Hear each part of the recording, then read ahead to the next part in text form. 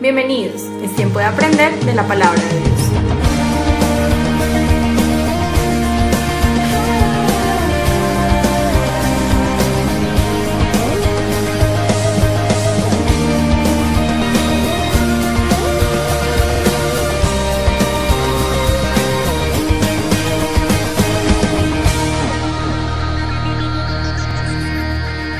Voy a continuar el día de hoy con la serie que veníamos hablando de vida nueva. Hoy también estuve pensando en la mañana, porque durante toda la semana no tenía el título, lo estuve pensando y también lo estuve meditando y orando para ponerle un buen título a la enseñanza, y en esta ocasión le puse Vida Nueva 4. Empezamos 1, 2, 3 y 4. Ha sido una serie de Segunda de Timoteo. Amén.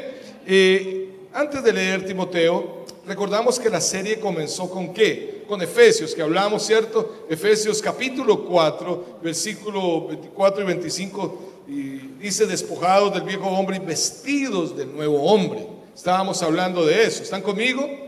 Sí, una nueva vida en Cristo. Hablábamos de vivir, ¿cierto? Interna y externamente la vida del Señor Jesucristo. Hablamos del nuevo nacimiento que opera por el Señor. Eso es totalmente divino. El nuevo nacimiento, o sea, eso depende de Dios, no de nosotros, no que uno se levante un día y ay, yo quiero nacer de nuevo. Es el Espíritu de Dios el que trae convicción, ¿cierto? A través de su palabra viene el corazón, arrepentimiento, y la persona pasa de maldición a bendición y de muerte a vida. Eso lo opera el Señor. Pero otra parte para caminar en ese nuevo nacimiento, o nueva vida más bien, en el Señor, se llama el discipulado, para irnos despojando de lo que éramos antes, lo que ya se llama la regeneración, ¿cierto?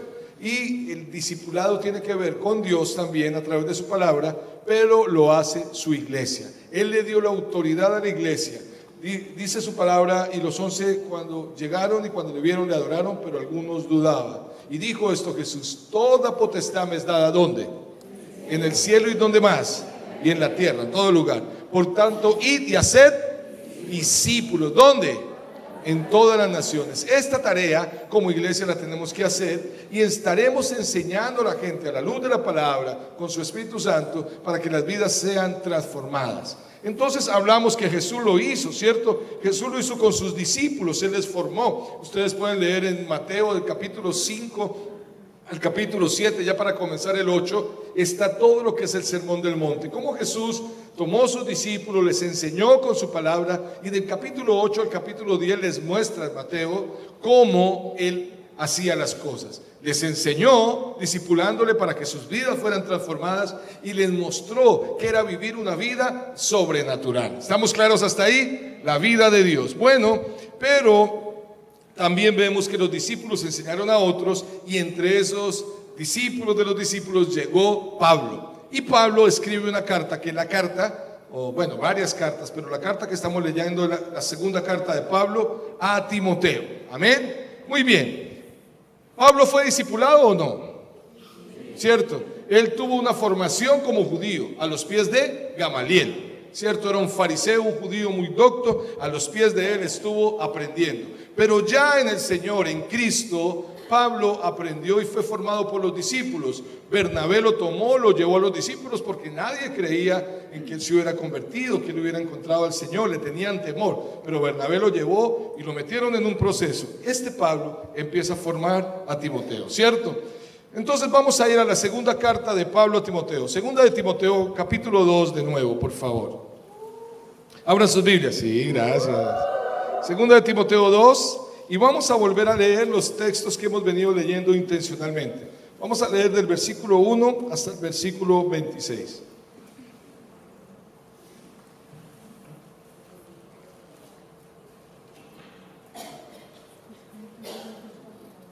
Ya lo tienen, segunda de Timoteo 2. Dice: tú pues, hijo mío, esfuérzate en la gracia que es en Cristo Jesús. Lo que has oído de mí ante muchos testigos, esto encarga a hombres fieles que sean idóneos para enseñar también a otros. Tú pues sufre penalidades como buen soldado de Jesucristo. Ninguno que milita se enreda en los negocios de la vida, a fin de agradar a aquel que lo tomó por soldado. Y también el que lucha como atleta no es coronado, sino lucha legítimamente. El labrador, para participar del fruto, debe trabajar primero Versículo 15, dice así: procura con diligencia presentarte a Dios aprobado, como obrero que no tiene de qué avergonzarse, que use bien la palabra de verdad. Versículo 20, pero en una casa grande no solamente hay utensilios de oro y plata, sino también de madera, de barro, y unos son para usos honrosos y otros para usos viles.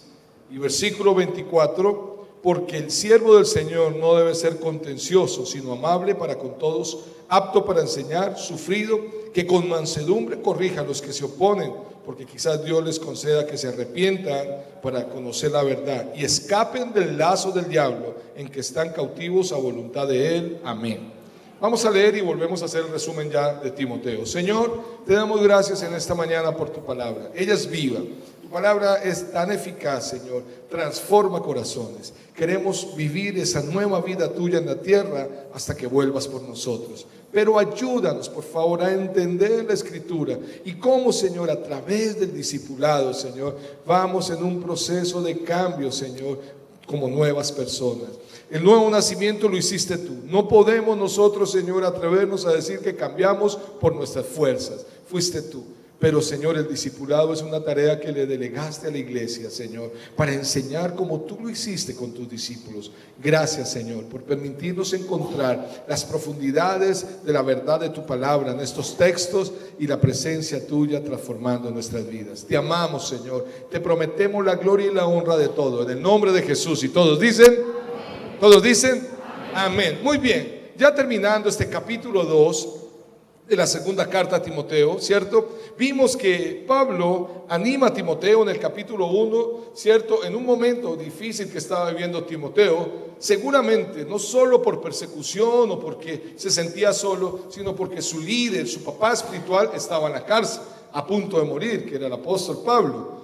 Pablo le anima, ¿cierto? Le dice: yo me acuerdo de tus lágrimas y también recuerdo la fe que hay en ti, que habitó en tu mamá, en tu abuela, y que no ha sido una fe fingida.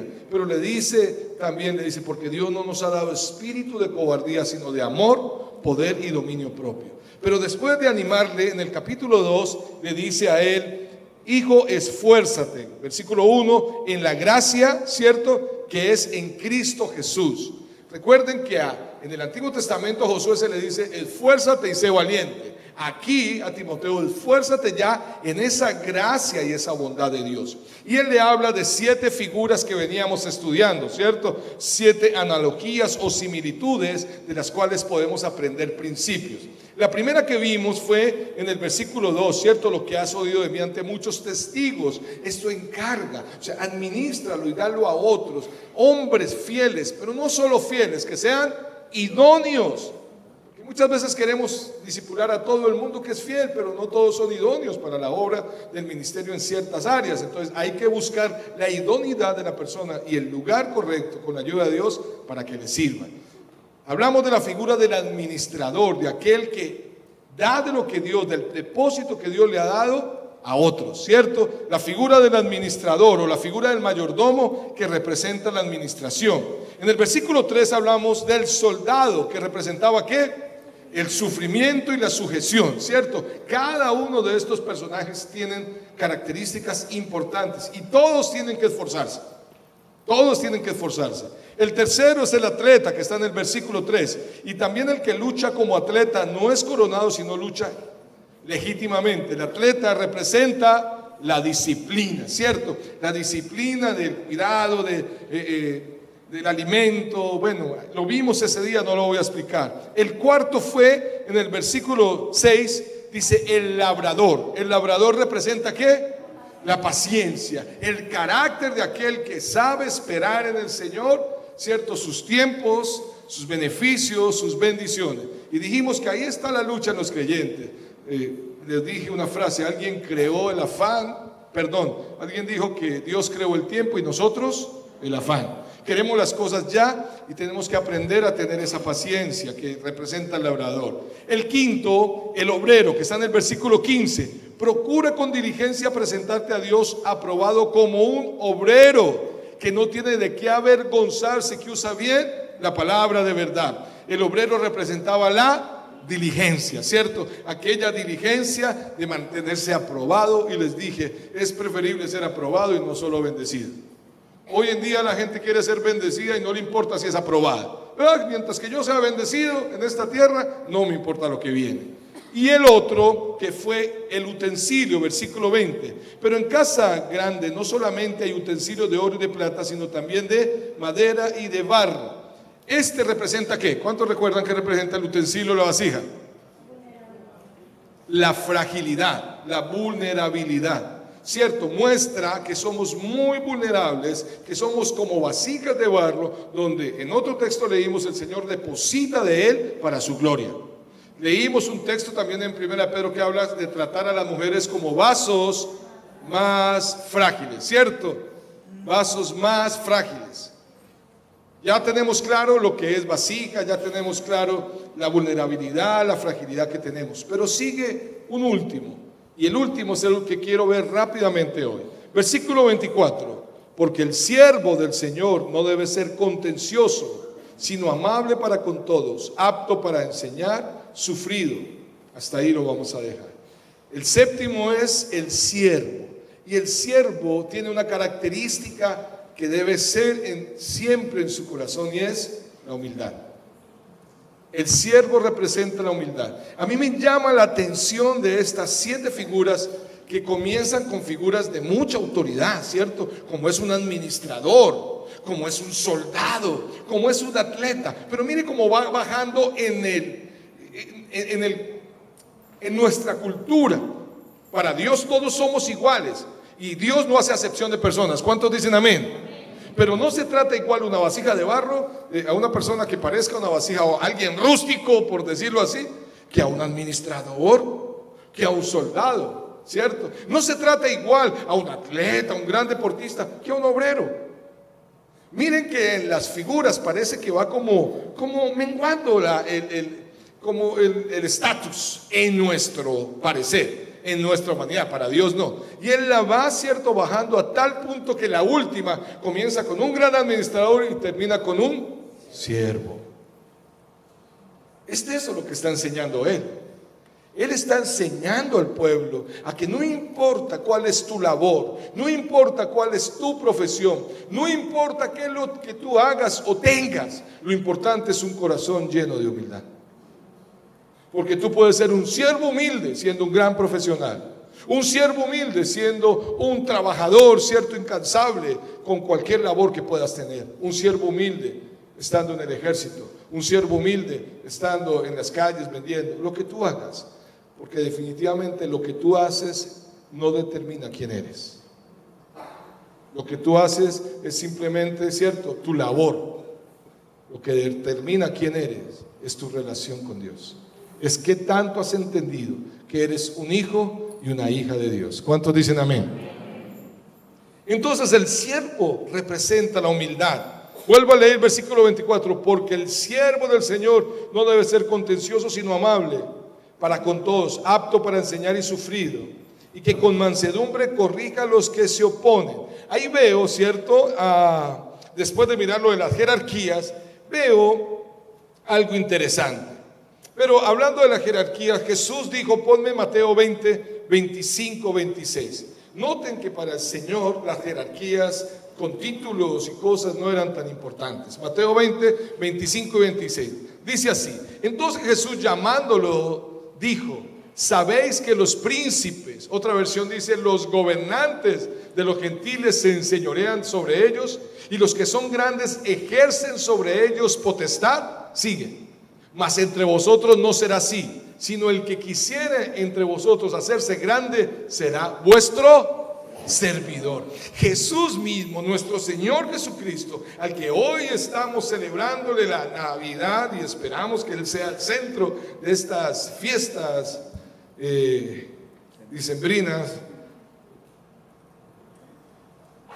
Algunos dicen que se llama bebiembre. Qué triste, ¿no? Llegó bebiembre con su alborote. Que realmente Él sea el centro. Este Señor Jesucristo y Redentor, gracias, nos está diciendo que en este mundo hay jerarquías, en el cielo no. Y Él dice, los gobernantes de este mundo, en medio de los gentiles, se creen superiores. Volvamos a leerlo en otra versión, si me lo pones por favor, en la otra versión 25. Y lo vamos a leer todos a la voz de 3. 1, 2, 3, ya. Jesús los llamó y les dijo: como ustedes saben, los gobernantes de las naciones oprimen a los súbditos y los altos oficiales abusan de su autoridad. Sigue. Pero entre ustedes no debe ser así. Al contrario, el que quiere hacerse grande entre ustedes debería ser su servidor. Y eso lo olvidamos. Todos los que estamos en algún momento en autoridad, sea la que sea, olvidamos que Dios nos llamó a servir. Pregúntale a la persona que está a tu lado: ¿tú estás sirviendo? Pregúntale: ¿estás sirviendo? Ahora pregúntale: ¿en qué sirves? ¿O a quién sirves?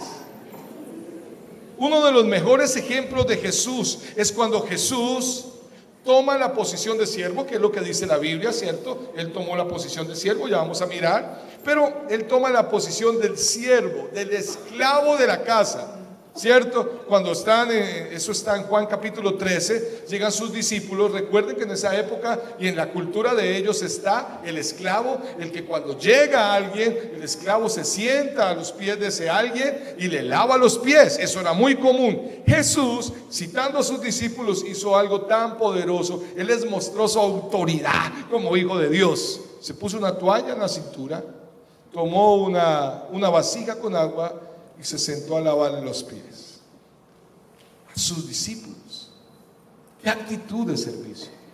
Recordemos, en esa época no existía Mexana, que es una costumbre, ¿cierto? Y en toda cultura y en cualquier persona no se han encontrado los pies perfectos. Es la única cosa que hasta las mujeres o hombres que se consideran bonitos dicen: ay, tan feo ese Juanete. Ahora, pies de pescadores, entre la tierra, entre el pescado. ¿Pueden imaginarse el aroma que podía salir de esos pies? Elegante, puro aroma a cazuela de mariscos. ¡Wow! Y Jesús se sienta y le lava los pies y les dice: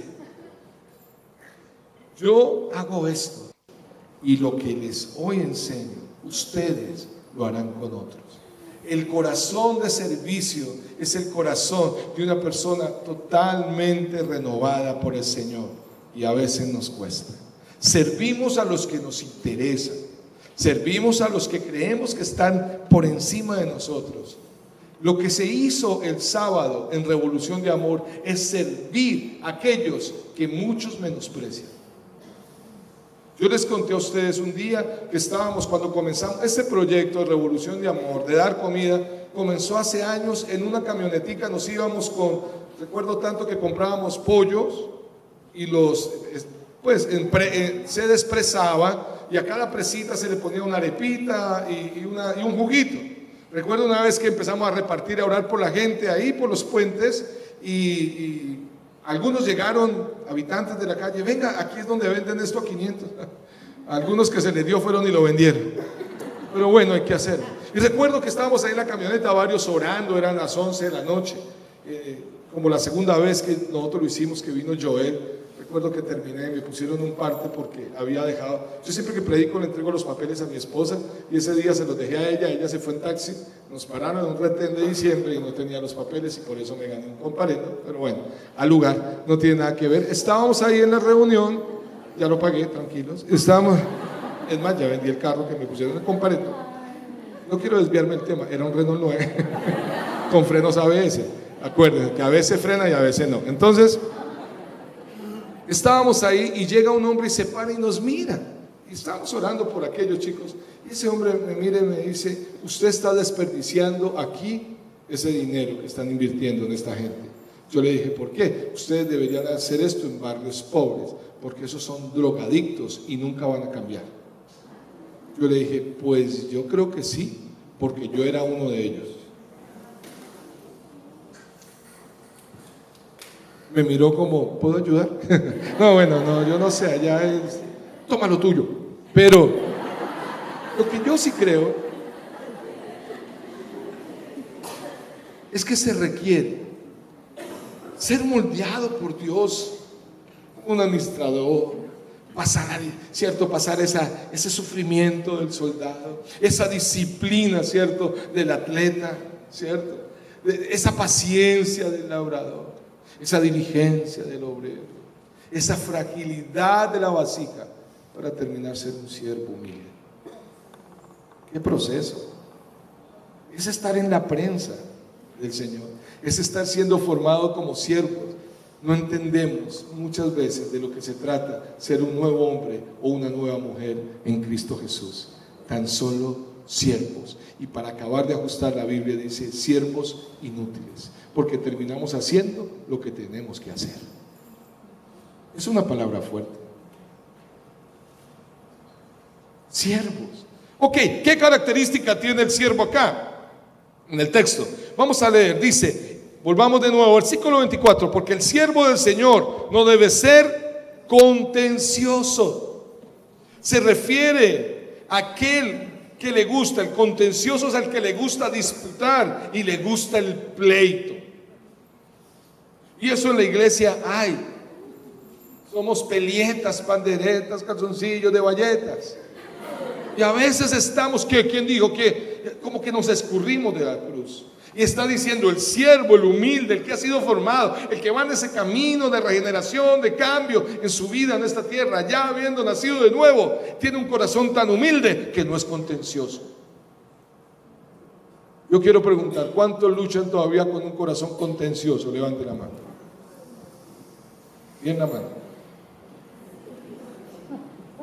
El siervo de Dios no es contencioso. Voy a mirar algunos versículos, vamos a ir a Proverbios, que habla sobre el contencioso. Proverbios 18:6. Proverbios 18:6. Lo voy a leer aquí. Dice, los labios del necio trae contienda y su boca los azotes llama. Eso, déjamelo en la otra versión. Yo leo en esta y tú me lo dejas en la otra lo que vas a poner, por favor. Ok, muchas gracias. Los labios del necio son causa de contienda, su boca incita a la riña. Eso suele pasar entre parejas, ¿cierto? O entre amigos, o entre alguien que tuvo, a mí me duele eso, que la respuesta a veces genera más contienda. ¿O qué va a hacer? Haga lo que quiera. Recuerdo un día algo que me impresionó. Yo iba con mi papá en el carro, pasando por detrás, por el Choquenzá, Los Lagartos, el club allá en Bogotá, por la avenida Boyacá, y recuerdo que había un poco de policía y habían dos tipos llenos de sangre. Había uno sangrando su cabeza sin camiseta y el otro le habían quitado una varilla, me imagino que le metió el varillazo al otro, y también estaba sangrando en su cara. Entonces yo me paré a mirar, papá, mire esa gente que, y me impresioné. Yo tendría 8 años, es muy poquito. Entonces, ¿cómo era que me acuerdo? Imagina, poquitico. Y estaba yo mirando y me dio por preguntar. Yo no soy chismoso, pero pregunté, ¿cierto? Como el que pregunta. Entonces vio un señor ahí, ay, no sé qué estaban hablando. Y yo, señor, ¿qué pasó ahí? Dice, no, están peleando, son hermanos y están en un problema de sucesión. ¿Usted imagina un padre que muere y sus hijos se están matando por lo que el papá dejó?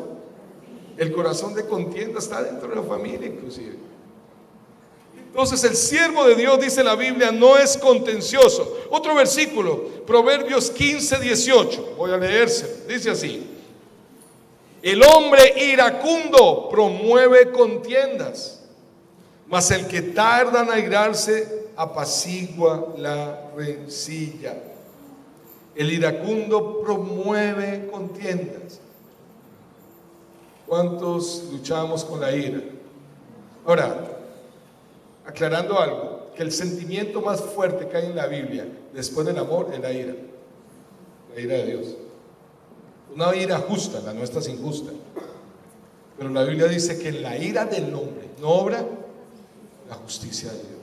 Y a veces nosotros permitimos, somos muy contenciosos, permitimos la ira a tal punto que llevamos a la gente a exasperar, o nosotros mismos quebramos nuestros corazones.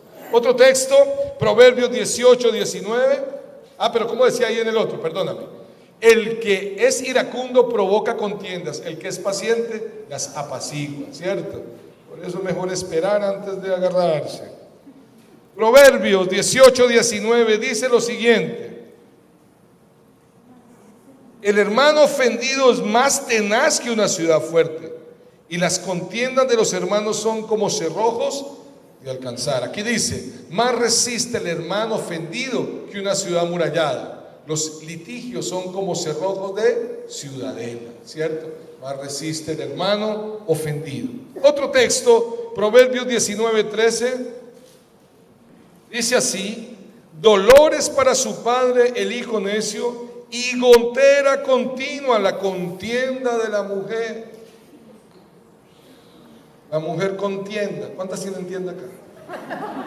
No es eso lo que está diciendo. Entonces tengo que vender la tienda, pastor, y las cositas, que yo ahí vendo mis cositas, los perfumes no es eso. Contiendas de contender. El hijo necio es la ruina del padre, y la mujer pendenciera es gotera constante. Estamos hablando, primero hablamos de hermanos, hablamos de hombres contenciosos. Ahora una mujer contenciosa es como una gotera continua. Eso era, cierto, una tortura que utilizaban los chinos a los que tomaban presos. Los ponían debajo de una gotera a tal punto que los enloquecían con la gota ahí. ¿Usted se imagina una mujer contenciosa en la casa? Es como esa gota. Uno quisiera decir: cállate, cállate, cállate, que me... Esa es primera de Kiko 3:4. Ojo con la contienda. Amén. Y Santiago ya, capítulo 4, habla de dónde vienen sus riñas. Santiago 4:1, de dónde vienen las peleas, de dónde vienen las contiendas, de las pasiones que combaten en vuestro corazón. Santiago 4:1, por favor. ¿De dónde surgen las guerras y los conflictos entre ustedes? No es precisamente las pasiones que luchan dentro de ustedes mismos.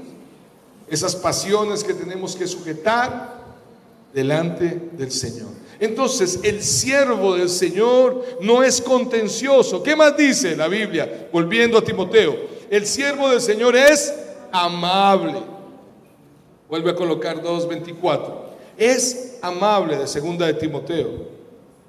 ¿Es qué? Muy bien. ¿Qué es ser amable? Como dice aquí, el siervo del Señor, un siervo del Señor no debe andar peleando, más bien debe ser amable con todos. ¿Qué es ser amable? Persona que se comporta con agrado, educación y afecto hacia los demás. La amabilidad, Colosenses 4, 5, 6 habla sobre la amabilidad un poco. Colosenses 4, 5 y 6. Dice así: andad sabiamente para con los de afuera, redimiendo el tiempo. Sean vuestras palabras siempre con gracia, sazonadas con sal, para que sepáis cómo debéis responder a cada uno. Un hombre de Dios, un nuevo hombre, una nueva mujer que es siervo del Señor, tiene una boca para hablar las cosas sazonadas. A veces se nos pasa la sal, o a veces se nos pasa el limón, y ya la sazón se vuelve amarga. Debemos pedirle al Señor tener nuestra boca así, que su conversación sea siempre amena y de buen gusto. Este es un amable. Así sabrán cómo responder a cada uno. Filipenses 4:5, este es más ya un llamado de Pablo a los filipenses. Filipenses 4, 4 y 5. Dice, versículo 4: regocijaos en el Señor siempre. Otra vez os digo, regocijaos. Versículo 5: vuestra gentileza sea conocida por todos los hombres, porque el Señor está cerca. Como dice aquí, que su amabilidad sea evidente a todos. El Señor se acerca. Se requiere que el siervo de Dios sea amable. Hay veces que uno habla con algunas personas, llevan años en el Señor, están en la iglesia y parece que hubieran chupado un limón. Y lo peor de todo es que el limón hizo mala cara, o la cara de ese cristiano amargado. No son amables, no contestan con amabilidad. Debemos mostrar una diferencia de ser hombres y mujeres nuevos en el Señor, que podemos contestar amables. ¿Cómo le ha ido, hermano? Dios le bendiga. ¿A usted qué le importa? Pues como te veo que viene al exilio, ¿a usted qué le importa? Qué lindo cuando uno ve a una persona que responde con amabilidad, uno ve que tiene el gozo. Por eso dice el versículo anterior, regocijados en el Señor, otra vez os digo, regocijados. Alguien que ha nacido de nuevo y está caminando como una nueva criatura, es un siervo que se goza en todo. ¿Cuántos dicen amén? Me encanta ver los servidores, los sugieres, cómo se gozan abriendo la puerta, parados ahí. Aquí tenemos hombres de todo tipo, tenemos empresarios también, hombre que trabajó en autoridad, 20 años fue este hombre policía, un hombre que estuvo en autoridad, y verlo con humildad sirviendo al Señor parado en una puerta y con gozo recibiéndole a ustedes. En otra época uno podría decirle, hey, lo que usted está haciendo mal, por favor, ya llamo a la patrulla y nos lo llevamos por grosero. Y ganas no le faltaría a uno, ¿cierto? Echarle a la policía por grosero. El hombre empresario que viene de trabajar con su restaurante, levantar su familia y pararse aquí con tanta movilidad para saludarlos. Y a veces estando en la puerta, estando afuera, diciéndole a la gente bienvenido, muchos ni contestan. Es más, les dicen, por favor, parquee el carro. Si yo quiero que quede acá, ¿qué? Bueno, parquéelo, hermano, donde quiera. Lo que pasa es que le van a golpear el carro, de pronto. Eso es mi problema. Les contestan mal. ¿Dónde está el siervo amable de Dios? ¿Dónde están esos siervos?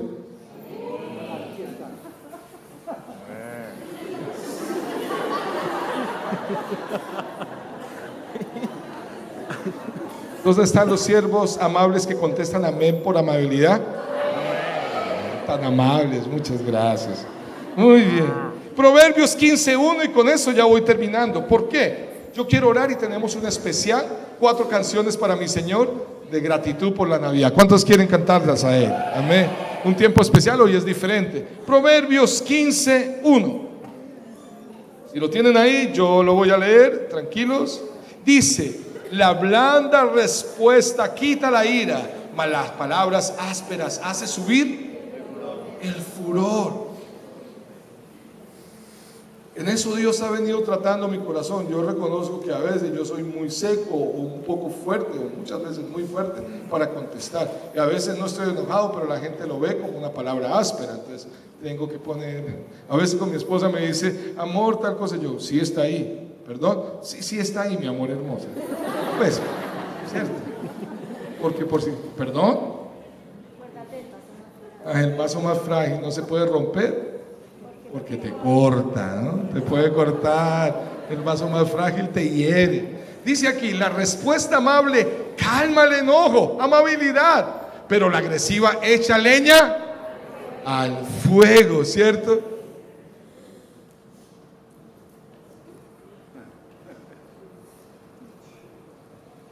Me he acordado tantas cosas que uno... ¿Cuántos han contestado sabiendo que su respuesta ha echado antes leña al fuego? ¿Cierto?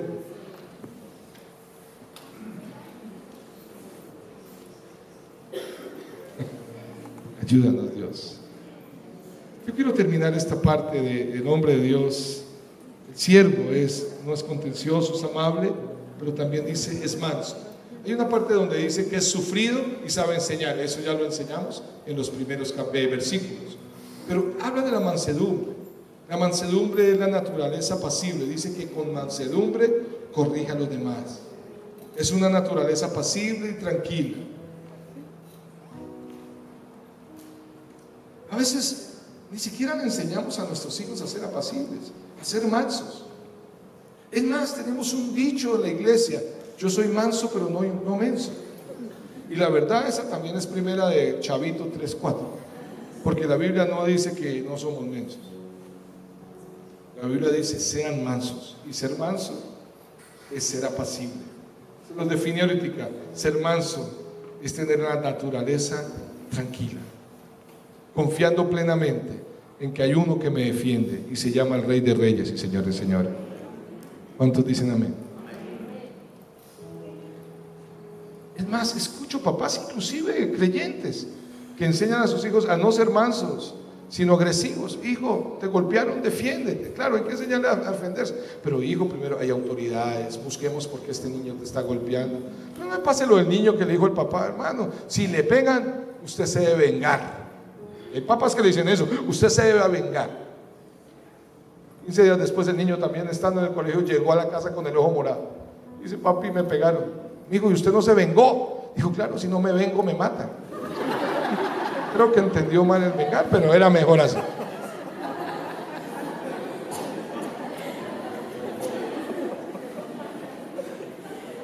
Ser mansos. Mateo 11:29. Hoy leímos mucha Biblia. 28, Mateo 11:28 dice: venid a mí todos los que estéis trabajados y cargados, y yo os haré descansar. Llevad mi yugo sobre vosotros y aprended de mí, que soy manso y humilde de corazón.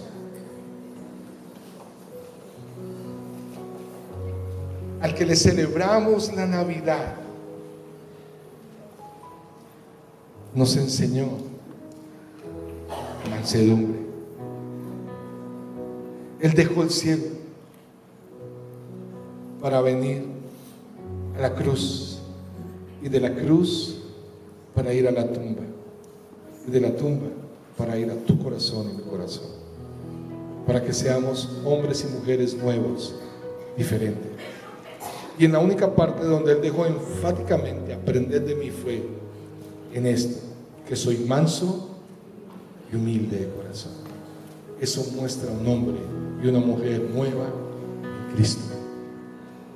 Que nos ayude el Señor a ser siempre siervos así, amables, mansos, no contenciosos, que enseñen a otros, y sufridos, pero que nuestra vida glorifique al Señor. Amén.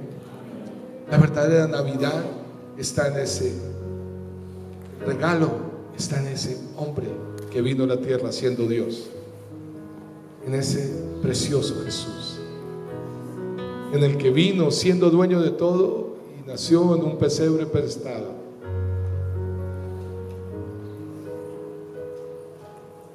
Murió en una cruz prestada, no era de Él.